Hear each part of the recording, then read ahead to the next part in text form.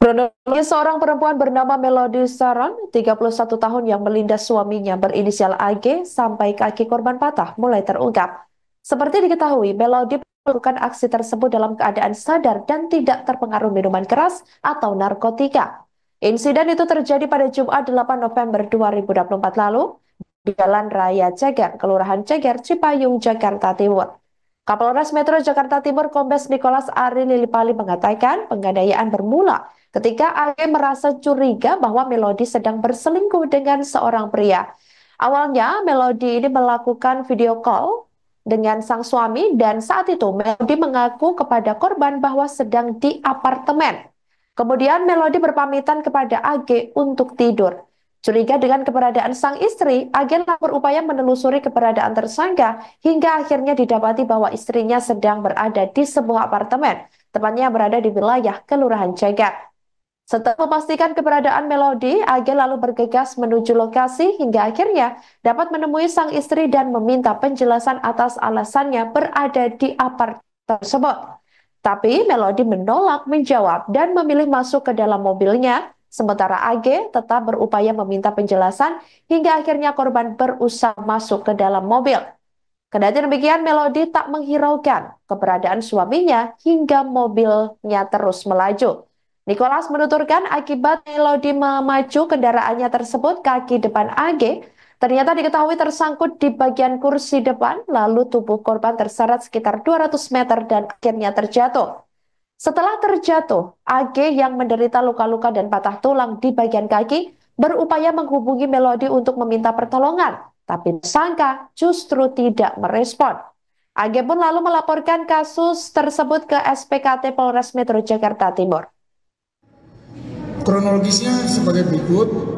Tersangka melakukan kekerasan fisik dalam rumah tangga terhadap korban, suami sah daripada tersangka, karena tersangka diketahui oleh korban sedang menjemput laki-laki lain yang awalnya tersangka sebelum kejadian menjelaskan kepada korban bahwa tersangka berada di apartemen melalui sambungan video call dengan tersangka.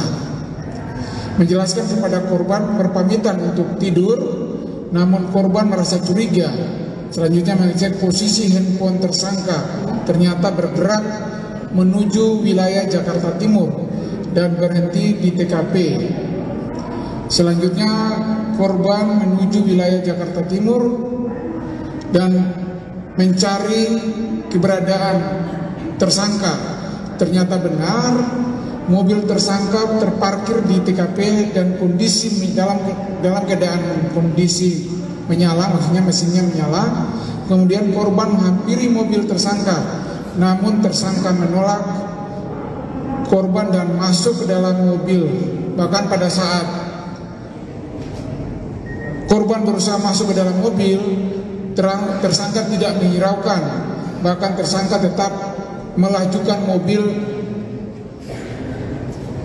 dengan kecepatan tinggi, dan pada saat itu tersangka mengetahui bahwa kaki korban sebelah kanan sudah masuk ke dalam mobil. Jok depan ya, sebelah kiri. Namun oleh tersangka, mobil yang dikendarai tersangka tetap melaju kencang sehingga korban tidak tahan lagi menahan pegangan. Kemudian kurang lebih 200 meter korban terjatuh yang mengakibatkan korban luka-luka dan kaki sebelah kanan patah, dan tersangka membiarkan korban dan tidak memberikan pertolongan. Dan korban menghubungi tersangka melalui telepon dan WhatsApp untuk meminta pertolongan, namun tersangka tidak menghiraukan dan tidak memberikan pertolongan, bahkan tidak menjawab panggilan telepon ataupun WhatsApp. Hingga saat ini tersangka tidak pernah menanyakan kondisi korban dan anak-anak yang diasuh oleh korban yang saat ini masih menggunakan alat bantu untuk melakukan aktivitasnya. Jadi sampai saat ini korban masih tetap pakai tongkat ya, karena luka berat tadi yang dialaminya. Download Tribun X sekarang, menghadirkan lokal menjadi Indonesia.